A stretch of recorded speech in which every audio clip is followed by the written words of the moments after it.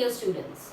Students, in the previous class we have already started with the topic of the translation. Translation was the process of synthesis of the proteins. The proteins are made up of amino acids, and this sequence of amino acids is decided by the mRNA, which has the genetic code. On the basis of this genetic code on the mRNA, the tRNA is going to bring one by one the amino acids, and there will be a peptide bond formation between these amino acids. This will result into formation of a polypeptide. So previous class we have already discussed about the formation of the initiation complex. Initiation complex बनाने के लिए दो ribosomal सब units चाहिए. A smaller सब unit जिसमें एक tunnel like space है, that is for the entry of the mRNA, and the larger सब unit which has all the three sites, E site, P site and A site. We have discussed that the first tRNA that is going to come is going to bring which amino acid? Methionine. The amino acid which it brings is methionine, because AUG codon present on the mRNA will be the first codon, will be bringing the first amino acid which is always methionine, because AUG codes for the amino acid methionine. So we have already discussed about formation of the initiation complex, and after the two subunits of ribosome attach to each other, there will be attachment of the mRNA on the smaller subunit, because the mRNA has the cap site which is having complementary nucleotides to the 3' end of the rRNA 30S ribosomal subunit. So on the basis of that complementarity, the mRNA gets attached to the small ribosomal unit. So now we are going to begin with the elongation, but before that again let us draw the diagram for the initiation complex formation. So in initiation of translation, till now what has happened? A smaller subunit and a larger subunit.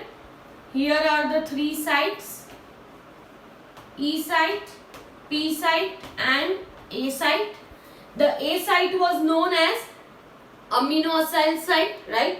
P site was known as peptide bond formation site, and the E site was known as the exit site. Here is going to attach the very first mRNA. The very first thing that is going to attach is the mRNA. What does mRNA have? mRNA has nucleotides, that is in the form of, you can say, genetic code. What does it have? Genetic code. So consider that the first genetic code, right, that is AUG, is going to, mRNA is going to attach in such a way, mRNA ऐसे attach होने वाला है कि उसका जो सबसे पहला initiation codon है वो कहाँ पे आएगा? To the P site, right? Not the E site, not the A site. कहाँ पे आएगा? पी साइट पे. मतलब एमआरएनए में यहाँ पे भी आगे न्यूक्लियोटाइड्स तो है ही, right? There are nucleotides on this side, but that is not the start codon.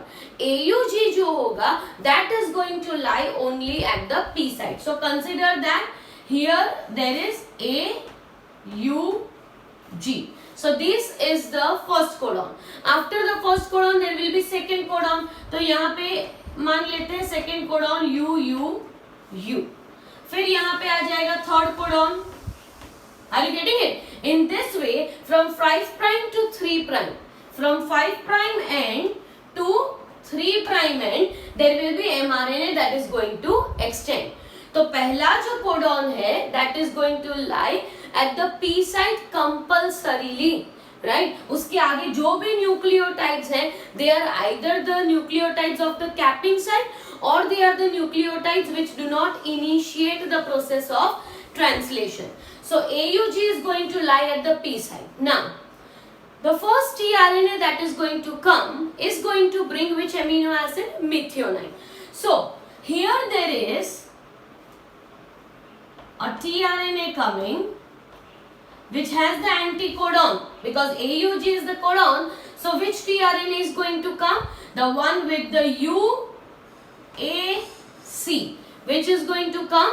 The one with the nucleotide U, A and C, because it is going to be complementary to AUG. And this tRNA brings the first amino acid, which is the formilated methionine in the case of prokaryotes. So FMET is going to attach to the tRNA. क्यों? tRNA के साथ amino acid जो attach होता है उसे क्या कहा जाता है? Charging of tRNA. क्या कहा जाता है? Charging of tRNA. हमने ऑलरेडी देख लिया है that how the tRNA is charge. तो tRNA का चार्ज होना मतलब tRNA के साथ एक एमिनो एसिड का अटैच होना, उसे कहा जाता है चार्जिंग ऑफ tRNA. तो ऑलरेडी जो चार्ज tRNA है जिसके पास मिथियोनाइन एमिनो एसिड है और वही कॉम्प्लीमेंट्री है to the first genetic code at the P site is going to come and attach to this site, and this complex form is known as the initiation complex. What it is called? Initiation complex. So we will mention that the first tRNA with amino acid methionine gets attached to the P site initiation codon. क्योंकि P site पे क्या है? Initiation codon है AUG, इसलिए complementary UAC आके P site पे attach हो रहा है. अभी E साइट जो है वो एम्प्टी है और A साइट भी एम्प्टी है. इस कॉम्प्लेक्स को हम कहते हैं initiation complex. Smaller subunit, larger सब यूनिट, mRNA, राइट. mRNA यहाँ पे ही क्यों अटैच हुआ है? क्योंकि mRNA के न्यूक्लियोटाइड सीक्वेंस स्मॉलर सब यूनिट के जो rRNA है उससे कॉम्प्लीमेंट्री है, इसलिए mRNA आके अटैच हो गया है. अब एक के बाद एक जेनेटिक कोड रीड होने लगेगा, right. Who is going to read this genetic code? It is going to be read by the tRNA with its anticodon. क्योंकि mRNA पे जो कोड है उसे रिकॉग्नाइज करने का फंक्शन किसका होता है? tRNA का वो फंक्शन होता है, क्योंकि tRNA के पास होता है anticodon which is going to be complementary to the codon on the mRNA, right? So this initiation complex has formed. Now is the time for the elongation.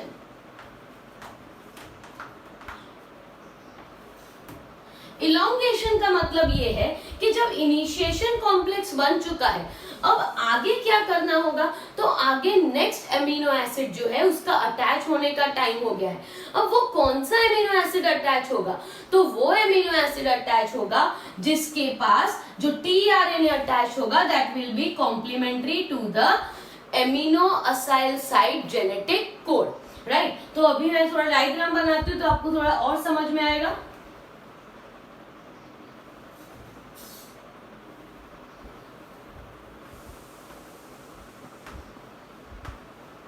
So this is the E site, P site and A site.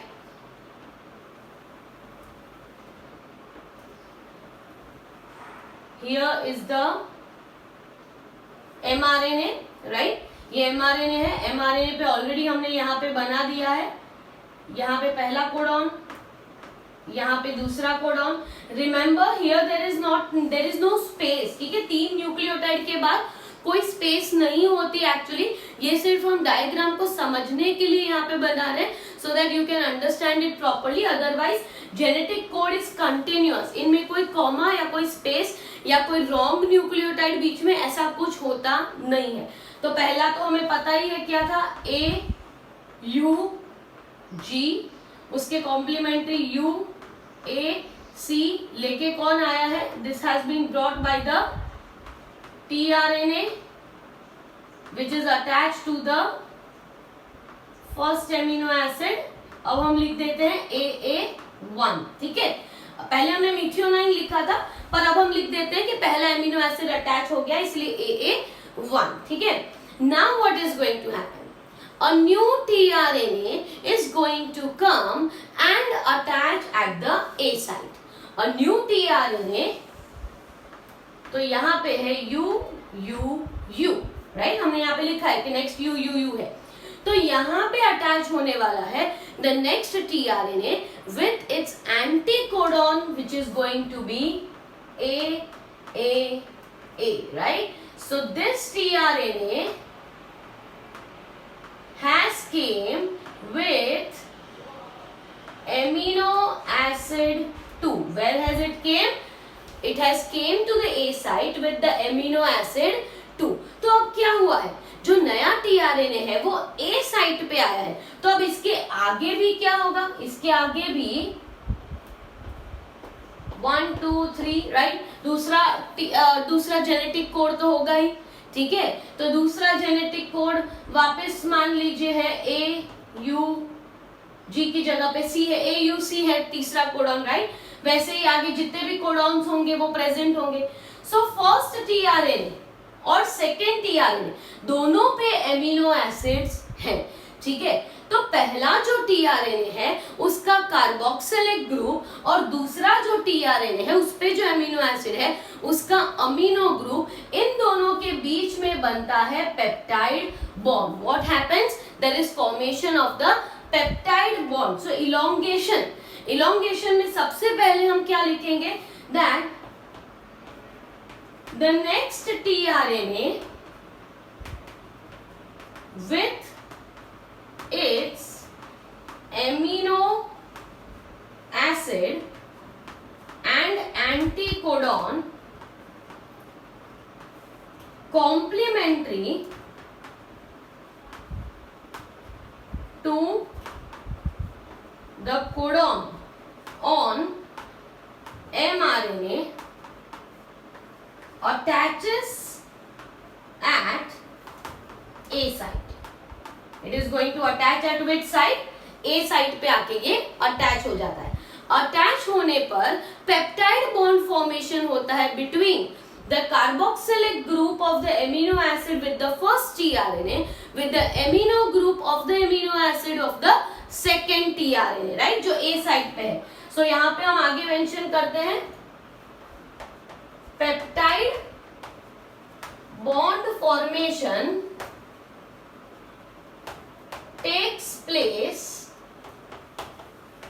between carboxylic group of amino acid 1 with amino group of amino acid 2, और amino acid 1 कहाँ पे है, P side पे, क्योंकि हमेशा पहला amino acid मतलब पहला tRNA हमेशा पी साइट पे आता है और दूसरा tRNA या बाकी के सारे tRNA हमेशा ए साइट पे आएंगे, हमेशा ए साइट पे आएंगे, ठीक है। तो अब ये अटैच हो चुका है और इनके बीच में पेप्टाइड बॉन्ड फॉर्मेशन हो गया है, ठीक है। अब क्या होता है कि अब ये राइबोसोम जो है that is going to shift towards which end 3 prime end. Ribosome shifts by 1 codon. Ribosome is going to shift by 1 codon, एक कोडॉन जितना राइबोसोम जो है वो शिफ्ट होगा। जैसे राइबोसोम शिफ्ट होता है क्या होगा कि there will be detachment of this amino acid from this tRNA। tRNA से एमिनो एसिड जो है वो डिटैच हो जाएगा क्योंकि इन दोनों के बीच में ऑलरेडी बॉन्ड बन चुका है। और जब ये राइबोसोम एक कोडॉन शिफ्ट करता है तो जो tRNA ए साइट पे है वो tRNA कौन सी साइट पे होगा, पी साइट पे। जो tRNA पी साइट पे है वो tRNA कहाँ पे होगा, ई साइट पे, और ई साइट से वो क्या करेगा, एग्जिट करेगा, रिमूव हो जाएगा, राइट। अब वापस सुनिए मैं क्या कह रही हूँ कि पहले क्या होगा कि राइबोसोम जो है वो एक कोडॉन शिफ्ट हो रहा है। एक कोडॉन शिफ्ट होने का मतलब ये हुआ कि जो tRNA पी साइट पे है वो कहाँ पे होगा, ई साइट पे, और जो tRNA ए साइट पे है वो कहाँ पे आ जाएगा, पी साइट। तो वापस ए साइट क्या हो जाएगी, एम्प्टी ए साइट पे वापस एक नया tRNA विथ AUC है तो उसके कॉम्प्लीमेंट्री जो एंटीकोडॉन है उस वाला एमिनो एसिड आके यहाँ पे ए साइट पे अटैच हो जाएगा। मोर ओवर यहाँ पे एमिनो एसिड के बीच में पेप्टाइड बॉन्ड बन चुका है, इसलिए ये बॉन्ड यहाँ से ब्रेक हो जाएगा and an empty tRNA will move to the E site, right? So now let us look with the diagram that how the next step is going to occur.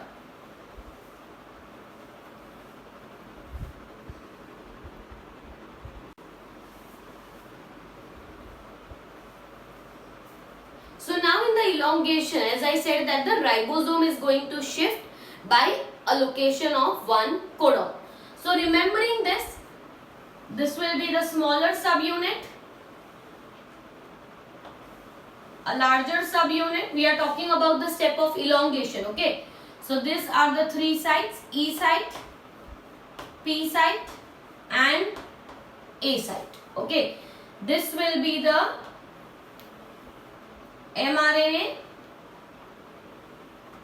Now in mRNA, AUG codon has now moved to the E site, right, shift हुआ है क्योंकि ribosome जो है वो 3 prime के and की तरफ move हुआ है. यहाँ पे क्या था, तो P साइड पे नेक्स्ट टीआरएनए आ जाएगा जो था U और यहाँ पे दूसरा आ जाएगा that is UAC. Are you getting it? क्योंकि क्या हुआ है, एमआरएनए जो है राइबोसोम के शिफ्ट होने की वजह से अब पी साइट पे कौन सा टीआरएनए होगा, the one which was having the anticodon AAA. So this is the tRNA and here there will be 2 amino acids AA1 and AA2. क्या होगा, AA1 and AA2 क्योंकि पहला एमिनो एसिड कौन सा है, मिथियोनाइन, ठीक है. और मिथियोनाइन क्योंकि ये कोडॉन शिफ्ट हुआ है पर ऑलरेडी AA1 मतलब यहाँ पे जो 2 एमिनो एसिड्स थे उनके बीच में तो पेप्टाइड बॉन्ड फॉर्मेशन हो ही गया था.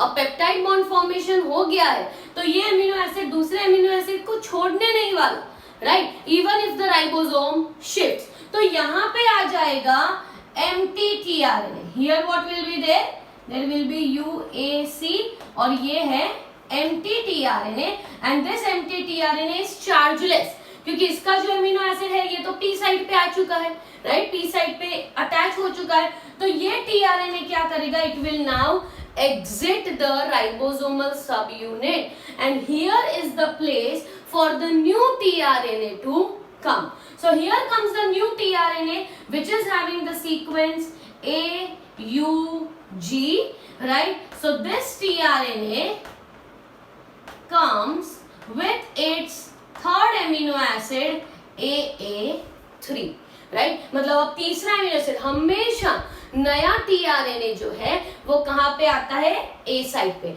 और ए साइट पे जो टीआरएनए है उसका एमिनो एसिड और पी साइट पे जो टीआरएनए है इसका एमिनो एसिड, इनके बीच में वापस क्या बनेगा, peptide bond. Again there will be peptide bond formation between the amino acid on the P site and the amino acid on the A site.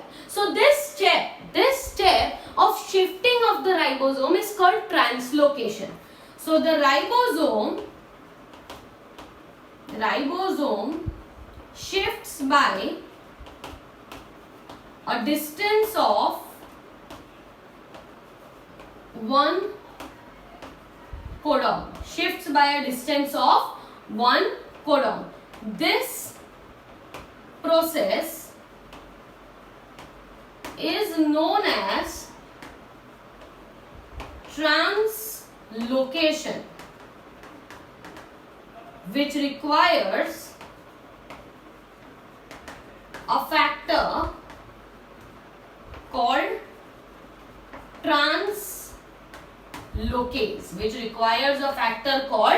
translocase. ये एंजाइम ये फैक्टर की वजह से ट्रांसलोकेशन होता है.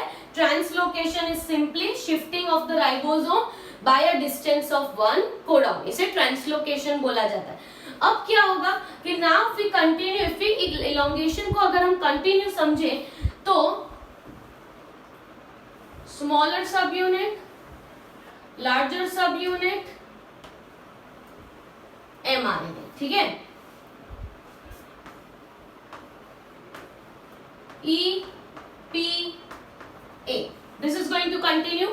Again MT पर से तो कोडॉन पर से टीआरएनए ऑलरेडी चला गया है. अब ये जो है वो यहाँ पे आ जाएगा ई साइड पे, राइट. तो ये है हमारा U AUG इससे आगे निकल चुका है ऑलरेडी, अब AUG राइट एग्जिट साइट पे से वहां का जो TRN है वो रिमूव हो गया है, मतलब ये शिफ्ट हुआ है राइट। शिफ्ट होने पर ये जो है वो साइड पे निकल गया राइट। अब U है वो कहां पे आ गया, E साइड पे। P साइड पे क्या आ जाएगा, UAC,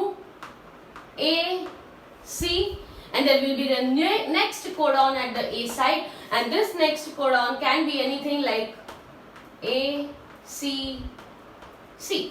ठीक है। तो अब यहाँ पे UU पे जो tRNA है that has exited क्योंकि वो चार्जलेस हो गया है। P साइट पे UAC था राइट, UAC P साइट पे आ जाएगा, तो उसके साथ एसोसिएटेड जो है AUG, इसके साथ जो tRNA है, और यहाँ पे आ जाएगा amino acid 1, amino acid 2 and amino acid 3। In this way 3 amino acids have attached. ACC पे वापस नया tRNA आ जाएगा, मतलब UGG, और UGG के साथ जो एसोसिएटेड अमीनो एसिड है दैट इज AA4।